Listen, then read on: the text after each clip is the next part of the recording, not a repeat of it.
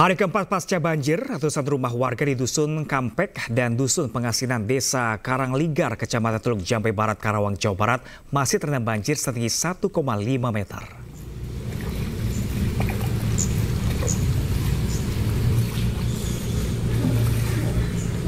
Selain ratusan rumah yang masih terendam banjir, SMPN 1 Teluk Jambe Barat juga masih terendam banjir setinggi 1 meter. Hingga saat ini, kegiatan belajar mengajar dihentikan dan ratusan siswa masih diliburkan. Sementara warga yang rumahnya masih terendam masih mengungsi di rumah kerabatnya. Setiap harinya, para warga mulai membersihkan rumah mereka. Warga mengaku saat ini sangat membutuhkan air bersih untuk mandi dan juga air minum. Selain lokasinya yang dekat dengan Sungai Cibeet, wilayah ini juga memiliki kontur tanah yang lebih rendah dibandingkan daerah sekitarnya.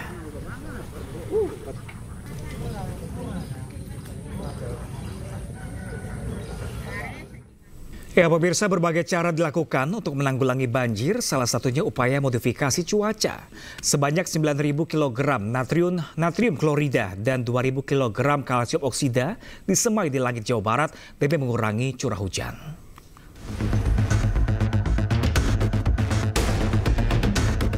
Badan Nasional Penanggulangan Bencana BNPB melaksanakan operasi modifikasi cuaca selama 16 jam sejak Selasa 4 Maret 2025 lalu. Upaya ini dilakukan dengan kerjasama berbagai pihak termasuk BMKG.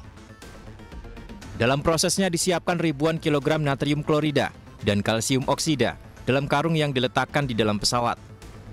Karung-karung ini nantinya akan dilepaskan di udara. Berikutnya dipastikan kondisi kelengkapan dan fungsi dari pesawat yang akan diterbangkan di sejumlah titik awan dalam kondisi baik. Pesawat ini akan terbang berkali-kali di udara selama total penerbangan 16 jam. Saat terbang di udara, petugas langsung merobek karung-karung yang berisi natrium klorida, kalsium oksida untuk disemai di awan dan menekan potensi hujan dengan intensitas tinggi. Sebanyak 9.000 kg NaCl dan 2.000 kg CaO disemai di langit Jawa Barat. Kapur yang ditabur di gumpalan asap bersifat mengeluarkan panas dan dapat mengurai partikel gas. Akibatnya asap hilang dan radiasi matahari bisa menembus ke permukaan bumi. Petugas juga terus memantau potensi hujan ekstrim di udara dengan kondisinya, sehingga bisa memantau cuaca terbaru.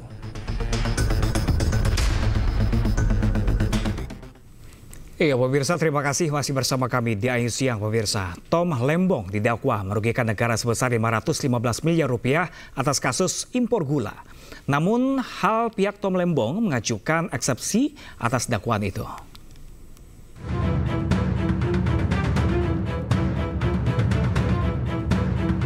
Terdakwa kasus dugaan korupsi impor gula di Kementerian Perdagangan tahun 2015-2016 sekaligus ex-Menteri Perdagangan Thomas Lembong didakwa merugikan keuangan negara hingga 515 miliar rupiah. Jaksa penuntut umum menjelaskan jumlah kerugian tersebut merupakan bagian dari kerugian keuangan negara yang totalnya mencapai 578 miliar dalam kasus impor gula. Jaksa mengklaim jumlah kerugian negara itu berdasarkan laporan hasil audit perhitungan kerugian keuangan negara tanggal 20 Januari 2025 dari BPKP.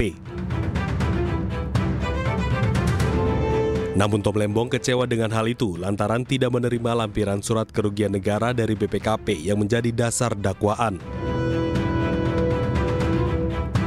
Ya, saya kecewa atas dakwaan yang disampaikan. Ya, sebagai contoh dalam situasi di mana soal kerugian negara dalam perkara saya semakin tidak jelas, ya, tidak ada lampiran audit BPKP yang menguraikan dasar perhitungan kerugian negara tersebut. Ya, seperti sudah kami sampaikan sebelumnya, kami mengharapkan profesionalisme dan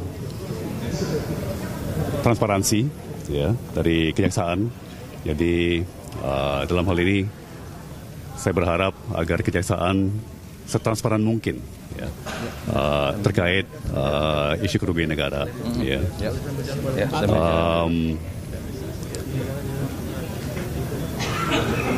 Ya, secara umum saya melihat dakwaan tidak mencerminkan dengan akurat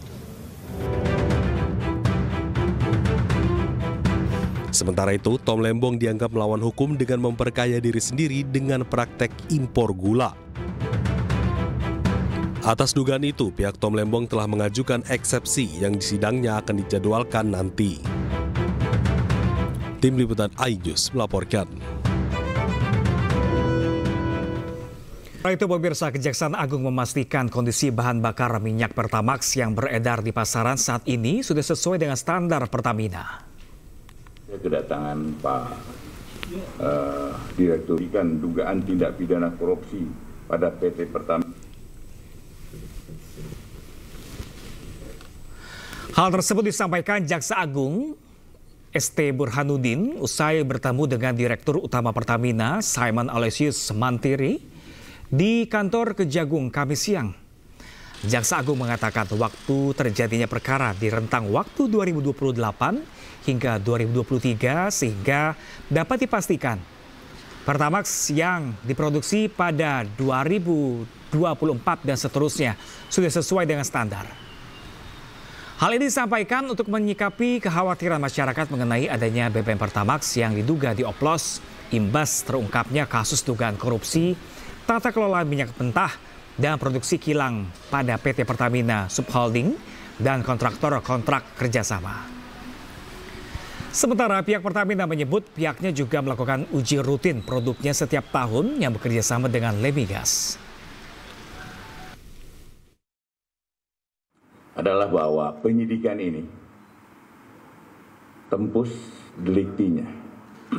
Waktu kejadiannya adalah tahun 2018 sampai 2023. Tolong ini, tembus ini karena nantinya akan mempengaruhi tentang kondisi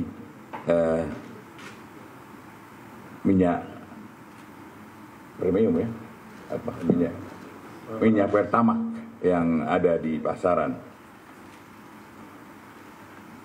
Artinya bahwa mulai 2014 ke sini itu tidak ada kaitannya yang sedang kita selidiki. Artinya kondisi Pertamax yang ada sudah bagus dan sudah sesuai dengan standar yang ada di Pertamina. Itu yang pertama.